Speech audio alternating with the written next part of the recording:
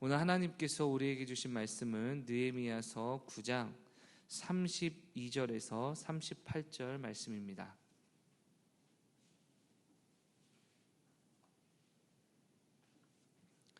느헤미야서 9장 32절에서 38절 말씀.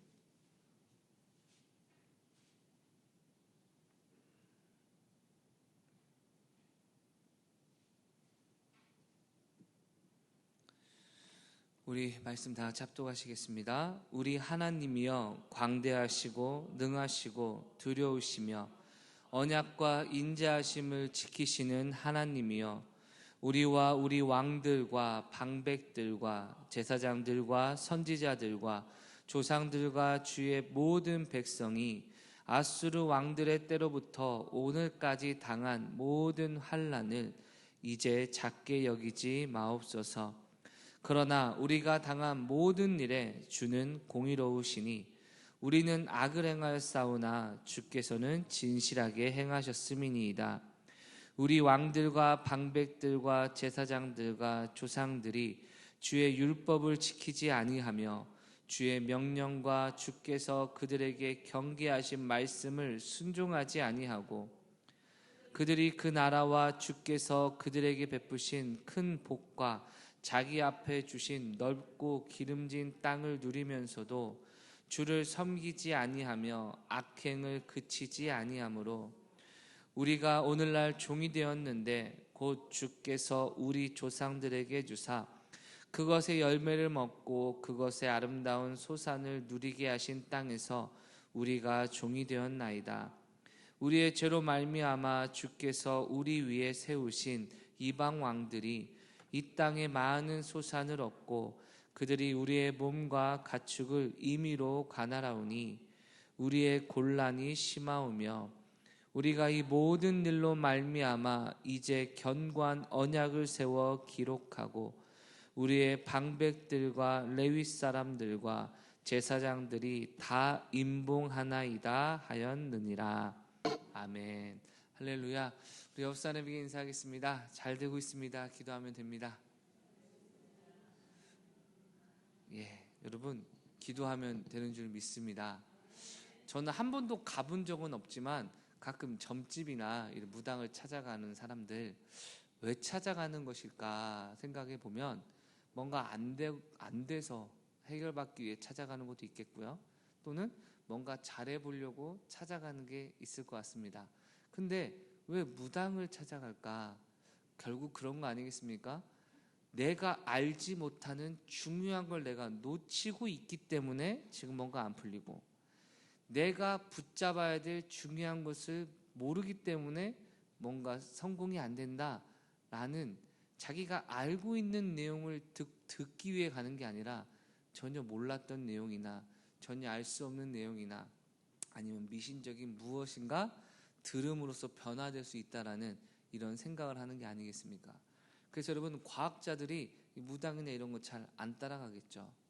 여러분 내 인생이 뭔가 안 되거나 내 인생이 뭔가 잘 되는 거 뭐 때문에 잘 되고 무엇 때문에 안 되는지에 대해서 아는 사람일수록 그 사람은 성공할 사람인 것을 우리가 알게 됩니다. 여러분 성공한 사람들에게 물어보세요. 왜 성공했습니까? 대부분이 얘기할 겁니다. 잘 모르겠습니다. 그냥 열심히 하면 되는 겁니다. 근데 여러분 아마 그들 가운데 몰라서 그런 것보다는 알려주기 싫어서 그런 거 아니겠습니까? 예를 들어 제가 이번에 어떤 형이 신대원 때부터 친했던 형이요. 이 주식을 해서 여러분 뭔가 상장이 돼가지고 어마어마하게 대박을 쳤다고 얘기하더라고요. 그래서 저한테 얘기하더라고요. 혹시 돈 빌려줄 거 있으면 좀 빌려줘라. 자기가 딱 이렇게 하고 나면 며칠만 쓰고 돌려준다 라고 이야기를 하더라고요. 여러분 그런 친구 있으시면 어떤 생각 들겠습니까? 어떻게 하면 형처럼 대박 칠 수 있어? 라고 만약에 제가 물어보진 않았지만 물어보면 알려줄까요? 안 알려줄까요? 여러분은 알려줍니까? 안 알려줍니까? 안 알려주죠. 왜냐하면 그럴 바에는 내가 또 투자하는 게 낫잖아요. 그렇죠? 가끔 전화도 오죠. 고객님 좋은 투자처 있어가지고 연락드렸습니다. 여러분 우리는 투자해야 됩니까? 안 해야 됩니까? 그 사람이 먼저 투자했겠죠. 정말 좋은 곳이라면. 여러분 세상의 성공의 비결은요 다 숨겨져 있고, 그래서 이 정보, 지식이 결국 힘이기 때문에 돈을 줘서라도 강연을 듣거나 뭐 사업 설명회나 아니면 학업, 대학 진학 설명회에 참석하는 거 아니겠습니까, 여러분? 그런데 여러분, 뭔가 내 인생에 또 다른 외부적인 요소가 나를 변화시키는 것이 사실이라면 하나님을 우리가 믿을 필요가 뭐가 있습니까? 하나님 외에도 우리에게 기쁨을 줄 수 있고, 하나님 외에도 우리에게 승리를 줄 수 있는 존재가 있다면 우리는 하나님을 믿을 필요가 없을 겁니다, 여러분. 그러나 우리가 신앙을 통해 알 수 있듯이 우리가 하나님을 알면 알수록 하나님의 자녀인 우리의 삶은 결국 하나님의 능하신 손 아래 모든 것이 다 정해져 있다는 것을 깨달으시길 주의 이름으로 축원합니다, 여러분.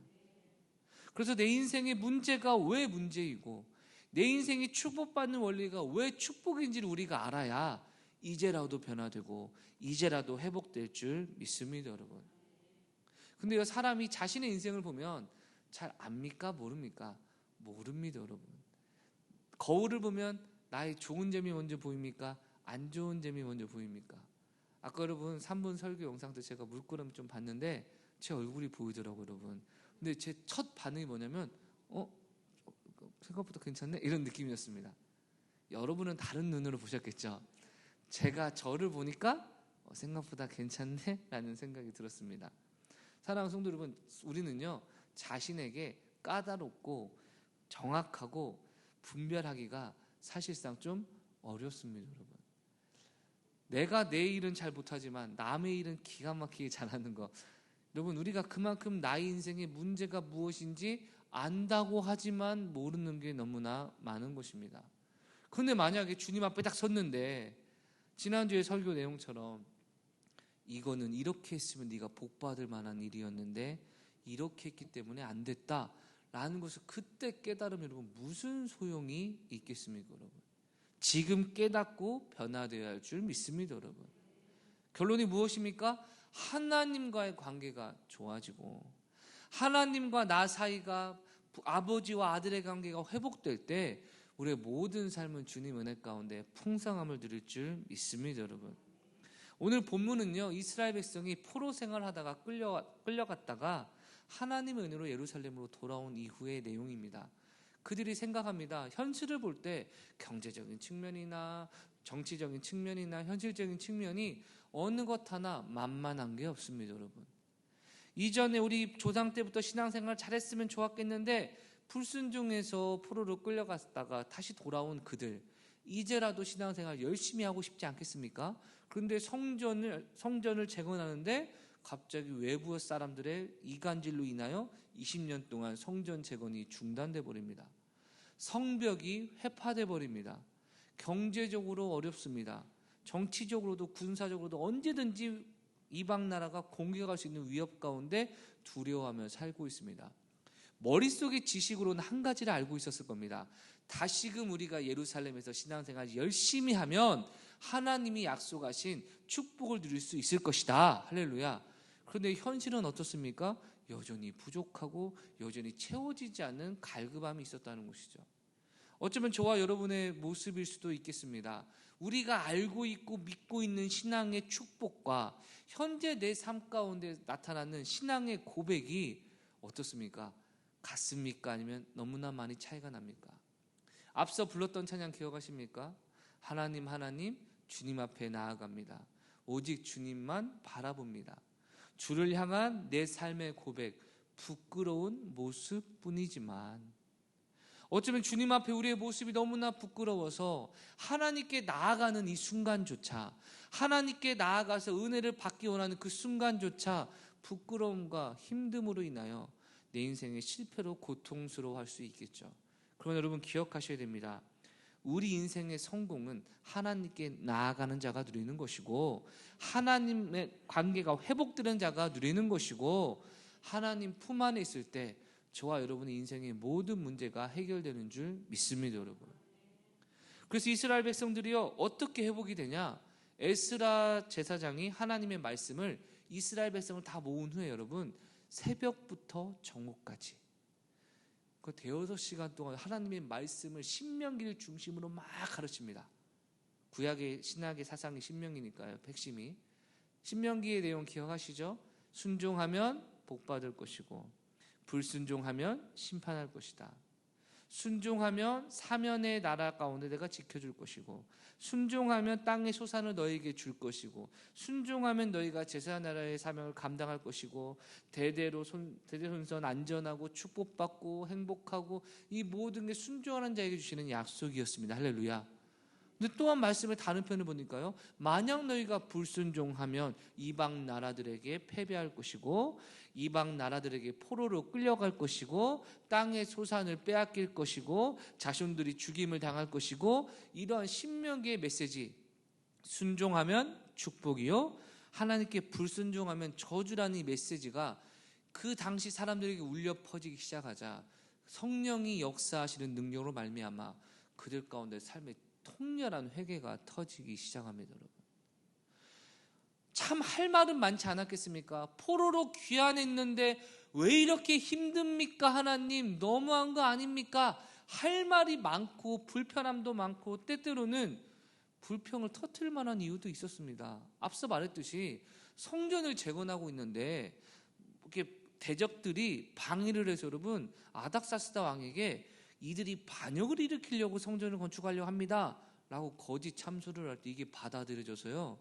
20년 동안 성전 건축이 중단됩니다. 여러분, 이스라엘 사람들이 성전을 짓다가 게을러서 포기한 게 아니고 법으로 금지시켜서 어쩔 수 없이 못하게 된 상황이 딱 찾아온 건데, 여러분, 이후에 하나님께서 학개 선지자를 통해 성전 다시 지어라 라고 말씀하신 그 순간 하나님이 지켜주셨으면 진작 지었죠. 하나님이 그 모든 일을 막아주셨어야 되죠. 할 말과 원망이 있었겠지만 여러분, 그 모든 것 전부 내려놓고 무엇을 더 핵심으로 보는 것입니까? 하나님 앞에 범죄한 자신들의 모습을 깨닫고 회개하기 시작했다는 것입니다. 여러분, 사랑하는 성도 여러분, 우리 신앙의 회복의 시작은요 회개를 하는 것입니다. 나의 죄를 깨닫고 인정하는 것으로부터 시작이 되는 것이죠. 32절과 33절입니다. 우리 하나님이여 광대하시고 능하시고 두려우시며 언약과 인자하심을 지키시는 하나님이여, 우리와 우리 왕들과 방백들과 제사장들과 선지자들과 조상들과 주의 모든 백성이 아수르 왕들의 때로부터 오늘까지 당한 모든 환난을 이제 작게 여기지 마옵소서. 그러나 우리가 당한 일에 모든 일에 주는 공의로우시니 우리는 악을 행하였사오나 주께서는 진실하게 행하셨음이니이다. 아멘. 이스라엘의 고백이 무엇입니까? 하나님, 우리가 범죄하여서 이러한 일이 펼쳐진 것입니다. 우리를 징계하신 하나님의 징계마저도 하나님은 공의로우십니다. 할렐루야. 여러분, 우리 신앙의 진짜 시작점이 무엇이냐? 나의 잘못을 인정하는 겁니다. 여러분, 만약에 저희 집에 방문하셨는데 제가 여러분 막 씩씩거리고 막 화가 난 상태고 제 아들이 여러분 그 앞에서 울면서 막 이러고 있다고 생각해 보세요. 여러분이 궁금하시겠죠. 그래서 제 아들에게 묻습니다. 무슨 일이 있었어? 그럴 때 제 아들이 이런 말 하면 어떨까요? 아빠가 소리 지르고 화내고 있어요. 그럼 여러분, 그 말을 듣는 제가 아마 호스를 들고 올 겁니다. 여러분, 근데 이 아들이 여러분, 제가 아빠한테 거짓말 안 하기로 약속했는데 거짓말하다 들켰는데 잘못 아니라고 우기다가 혼났어요 라고 한다면요, 이제 잘못을 좀 알고 있네 생각하겠죠. 여러분은 내 삶이 뭔가 안 되고 하나님께 징계받는다고 생각하고 하나님이 축복하지 않으신다고 느껴지는 삶에서 하나님의 너무하심이 먼저 보이십니까? 아니면 나의 죄악됨을 인정함이 먼저 보이십니까? 더 쉽게 설명할까요? 하나님 너무하십니다 하는 사람은 사실 이 자리에 안 계실 거예요. 그러면 이렇게 질문 드릴 수 있겠습니다. 지금 환경과 여건의 어려움이 먼저 보이십니까? 아니면 이러한 어려움과 환경에 처하도록 하나님께 불순종한 나의 죄와 연약함이 먼저 보이십니까? 이스라엘 백성은 무엇을 보는 겁니까? 하나님, 우리가 포로 생활하고 고통받고 힘든 것 안 보이십니까? 그러니까 우리가 하나님 앞에 신앙생활 못하죠. 이것이 아니라 어쩌면 그런 마음이었겠지만 에스라를 통한 하나님의 말씀을 직면하니 이 모든 건 따라하겠습니다. 나의 죄악 때문이구나. 여러분, 자신의 죄를 인정함으로부터 회개가 시작됐다는 것입니다. 우린 너무나 과거에 있었던 나의 행동에 대해서 합리화시키는 경향이 있습니다. 그때는 내가 그럴 수밖에 없었지. 지금도 내가 이럴 수밖에 없었지. 근데 여러분, 지금 내가 이럴 수밖에 없는 상황을 만든 게 누굴까 잘 생각해 보면요, 우리 아닙니까? 물론 그러지 못한 일도 있지만 거의 대부분은 내가 하나님의 뜻을 알면서도 불순종했고, 하나님이 무엇을 원하시는 줄 알면서도 타협했고, 때때로는 피곤합니다, 때때로는 이해가 안 됩니다, 때때로는 감정이 어렵습니다라는 것으로 외면했던 불순종이 쌓이게 된 결과 오늘 나의 부정적인 환경과 여건과 영향이 지금 펼쳐지는 건 아닙니까? 근데 많은 사람들이요, 저를 포함해서 왜 이렇게 힘들어 하십니까? 왜 이렇게 어려워하십니까? 할 때 하나님 관계 가운데 제가 더욱더 순종해야죠, 내가 이런 연약함이 있어요 라는 고백보다 환경, 여건, 상황에 하나님이 나를 홀로 두셨잖아요 라고 원망하는 사람이 대부분입니다. 가끔 여러분, 성도님들 얘기하면 기분 어려울 수 있으니까 목회자들끼리도 얘기합니다. 요새 부흥 된다면서요. 그럼요, 부흥 당사자는요, 하나님의 은혜입니다, 저희가 기도하고 말씀 읽었더니 그렇게 됩니다 하는데, 여러분, 옆에서 누군가의 소리가 들리는 듯 합니다. 거기 아파트 많이 건축돼가지고 저기 사람들이 유입된 거지 뭐. 실제 그런 얘기를 들었습니다, 여러분. 거기 새로 건축하니까 사람들이 이사가 뭐죠? 익산의 어느 지역인데 아파트가 막 생기니까 엄청나게 부흥한 거, 자리가 좋아서 그렇지 뭐 라고 여러분 그냥 폄하해서 한순간 얘기해 버리더라고요. 또 누군가 얘기합니다. 우리 교회는 요새 부흥이 안 돼서 힘들어. 그럼 여러분, 목사님 왜 이렇게 교회가 부흥이 안 되십니까? 라고 하면 여러분 뭐가 나와야 됩니까? 목사라면? 그런 눈으로 저를 보지 마시고요. 뭐라고 해야 됩니까? 내가 하나님 말씀 앞에 부족함이 없는지 돌아봅니다. 요새 말씀과 기도를 통해 더욱더 주님께 나아가야 됩니다 해야 되는데, 상가라 그래, 주변에 농촌이라 그래, 주변에 유동인구가 없어 여기가. 죄송하지만 상황과 여건만 얘기하지 본질을 얘기 안 합니다. 여러분, 때때로 맛있는 음식점은 여러분 갑니까 안 갑니까? 멀리서도 갑니까 안 갑니까? 카페 새로 생기면 멀리 갑니까 안 갑니까? 여러분 가잖아요, 그렇죠? 그렇죠? 근데 대부분의 카페나 이런 분들 뭐라고 합니까? 아니, 음식점 주인 무슨 얘기 하십니까? 환경이, 여건이, 상황이. 여러분, 그것들이 다 의미 없다고 말하는 게 아닙니다. 그것들 중요하겠죠, 그렇죠? 그런데 그 모든 것을 해결할 능력이 우리 주님 안에 있다는 것을 말하는 것입니다, 여러분. 아무리 여러분 차가운 물이 흘러 들어와도 용암이 흘러온다면 사람이 있을 수 없는 뜨거운 물이 변화되는 거 아닙니까? 저와 여러분의 삶 가운데 인생의 환경과 여건과 상황의 부족함이 있다면 이 모든 것을 능히 바꾸실 하나님께 나아가야 될 줄 믿습니다, 여러분. 근데 하나님께 나아가는 첫걸음이 뭐라는 것입니까? 하나님, 내가 잘못했습니다. 하나님이 징계하는 이 순간마저 하나님은 공의로우신 분이십니다. 할렐루야. 물론 여러분, 이스라엘 백성은 여기서 기도가 그쳐지지 않았습니다. 한 가지를 추구합니다. 무엇을 추구합니까? 하나님, 불순종해서 우리가 당하는 고난이지만 이 고난이 절대 작지 않다는 것으로 알아주십시오. 하나님의 긍휼을 구하는 것입니다, 여러분. 사랑하는 성도 여러분, 내 인생의 문제나 어려움이 있을 때 하나님께 나아가시길 주의 이름을 축원합니다. 하나님께 나아가야 그분이 책임져 주시는 것입니다, 여러분. 근데 사단 우리에게 자꾸 어떤 마음을 주냐? 오늘 주보 생명의 말씀의 내용에도 나와 있던데, 여러분, 하나님의 관점으로 내 삶을 보게 하지 않고 나의 관점과 생각으로 내 인생을 바라보게 하여 비참하게 만들고 불순종하게 만드는 것입니다, 여러분. 아담과 하와에게 하나님 뭐라고 말씀하십니까? 동산 중앙의 나무는 먹지 말되 나머지 모든 건 너의 마음대로 하고 다스리고 통치해라. 할렐루야. 사실상 창조주와 같은 권한을 주셨습니다, 그렇죠? 하나님의 관점으로 보면요, 선악과는 보이지도 않고 그저 하나님이 허락하신 기쁨의 것들만 넘쳐야 될 줄 믿습니다, 여러분. 근데 사단이 와서 딱 던지는 말이 뭡니까? 하나님이 허락하신 수많은 긍정적인 것들을 싹 다 외면하고 그 나무 하나님이 먹지 말라고 하시더냐? 그거 먹으면 죽지 않아. 네가 하나님처럼 된다.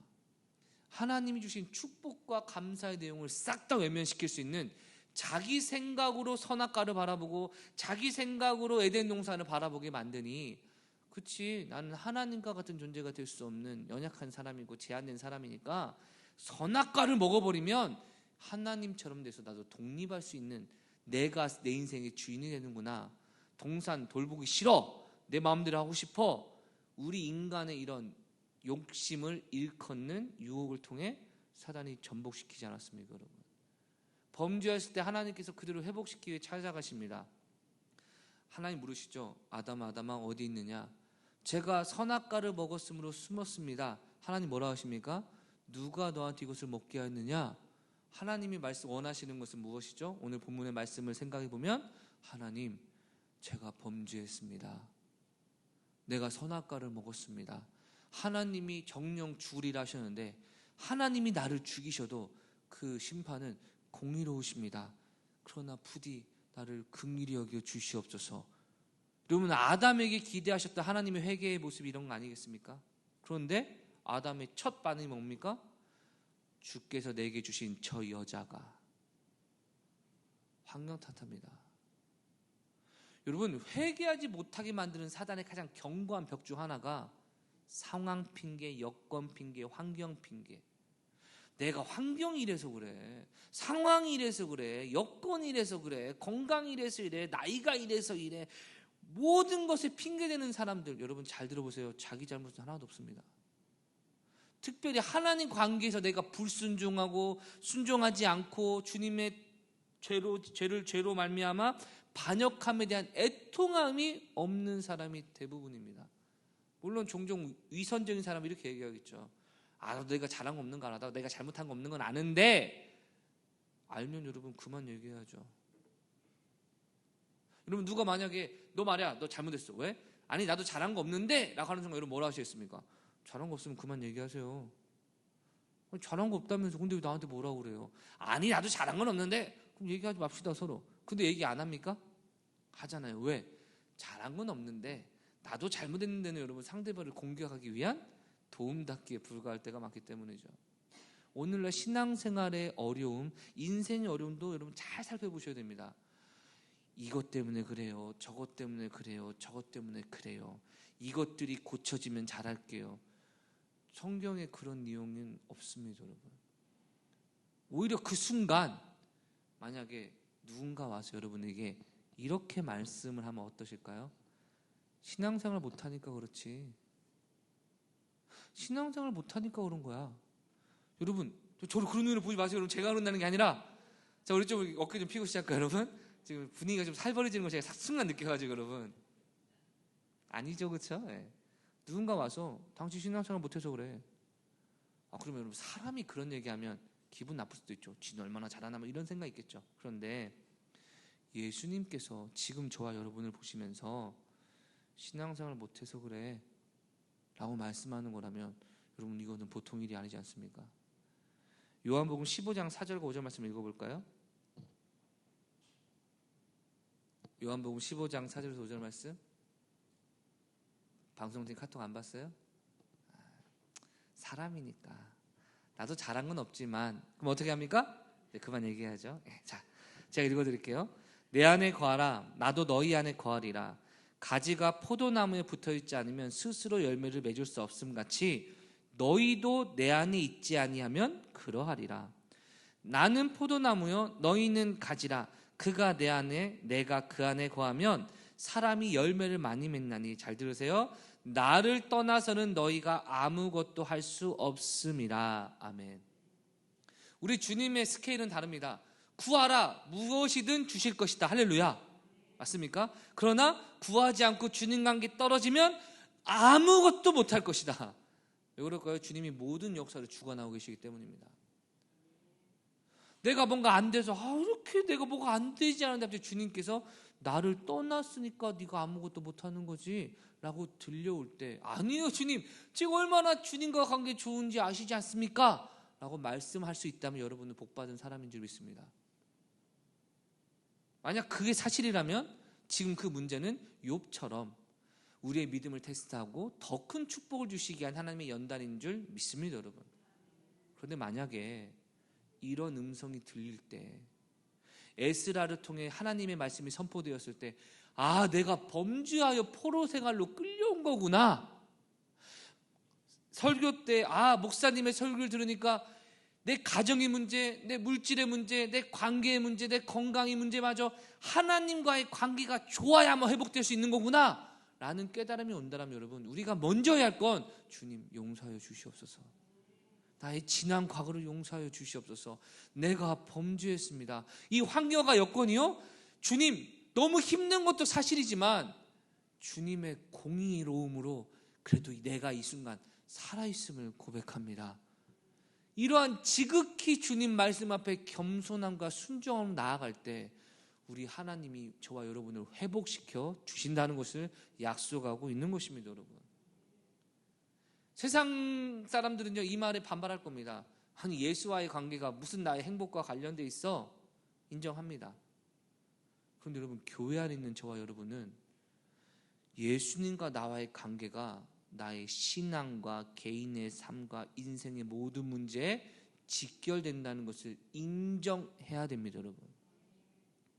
어떤 영상을 보니까 여러분, 중력이 지금보다 2배가 세지면 어떤 일이 펼쳐질 건가 하는 그런 영상이었어요. 좀 쓸데없는 영상이죠, 그렇죠? 제일 먼저 나타나는 게 여러분, 숨쉬기가 어렵다는 겁니다.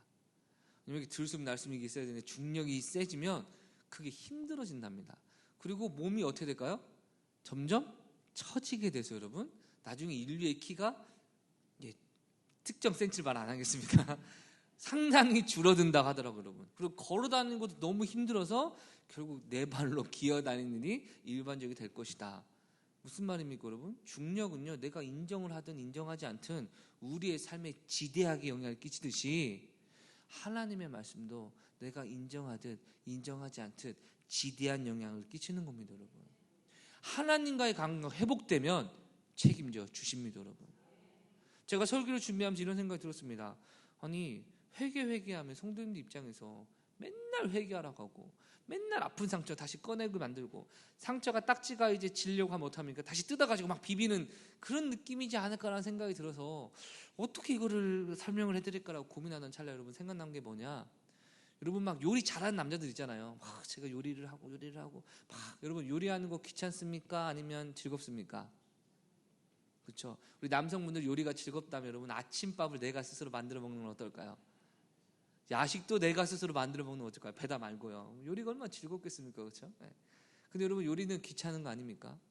설거지도 해야 되죠, 그렇죠? 근데 여러분 잘 보면요, 그렇게 귀찮은 일을 하는 사람이 맛있는 걸 많이 먹습니다. 맞나요? 요리를 안 하면 먹을 것도 없습니다. 어떤 사람은요, 집에 몸만 있으면 이거 더럽다 막 청소하고 그러면 계속 뭔가 돌리는 사람이 있습니다, 여러분. 참 귀찮게 살죠. 저는 마음이 어지러서 어짐을 실천하는 사람인데 여러분, 그런 사람들 보면 가끔 좀 이해가 안 갑니다. 뭐 저렇게까지 할까? 근데 여러분, 그런 사람들의 삶의 주변을 보면 항상 청결하고 깨끗하고 깔끔하고, 그렇지 않은 사람은 항상 여기까지 하겠습니다, 여러분. 무슨 말입니까? 회개하는 게 나의 아픈 상처를 후벼대는 게 아니라 축복의 은혜를 누리는 사람이 회개하고, 회개한 사람이 축복을 누리기에 승리자가 계속 나아가는 것입니다, 여러분. 여러분의 차량이 2달에 한 번 기름을 넣는다. 여러분, 한 가지는 알 수 있지 않습니까? 차를 거의 안 타시는구나. 근데 여러분이 매주 일주일에 2번 정도 차에 연료를 넣는다. 차를 진짜 잘 타시는구나 아실 수 있죠, 그렇죠? 하나님께 매일 회개한다. 하나님 관계가 진짜 친밀하다 알 수 있을 것이고, 회복 캠프 때 한번 회개하면 내년에는 이제 다음 회복 캠프 때 회개한다. 하나님 관계가 남남처럼 멀어져 있다. 그러면 예수님 말씀한 것처럼 나를 떠나서는 아무것도 할 수 없다 하셨는데 되겠습니까? 안 되겠습니까? 되겠습니까? 안 되겠습니까? 안 됩니다, 예수님 떠나면. 그래서 주님께서 이 시간에 말씀을 주시는 이유는 무엇입니까? 되게 하기 원하신다는 것입니다. 되게 하기 원하신다는 겁니다, 여러분. 첫째는요, 제가 딱 혼을 내면 여러분, 죄송하지만 좀 삐집니다 여러분. 하고 갑니다 여러분. 둘째는요, 웁니다. 근데 재밌는 건 둘째는요, 저한테 다가옵니다. 그래서 파고듭니다. 귀찮아 절로 가 해도 여러분 이거 합니다 여러분. 애교를 장착했더라고요 여러분. 누구한테 마음이 먼저 풀릴까 여러분? 똑같이 풀립니다 여러분. 이렇게 넘어가야죠, 그렇죠? 여러분, 하나님 앞에 또 모두가 죄를 짓습니다. 누군가는요, 하나님 앞에 삐져가지고 내가 불순종했다고 지금 이렇게 가정에 문제 주고, 경제적인 문제 주고, 관계에 문제 주고, 건강에 문제 주고, 하나님 너무하시네, 나 이거 회복되면 주님 앞에 나가겠다 라는 사람과, 내가 이렇게 됐지만 이게 하나님 관계에서 내가 잘못한 문제구나, 하나님 나 좀 불쌍히 여겨주시면 안 돼요? 경제적인 문제 해결해 주시고요, 할렐루야. 관계적인 문제도 해결해 주시고, 할렐루야. 건강의 문제도 해결해 주시고, 할렐루야. 여러분, 주님께서 누구에게 마음을 여시고 더 크게 역사하시겠습니까?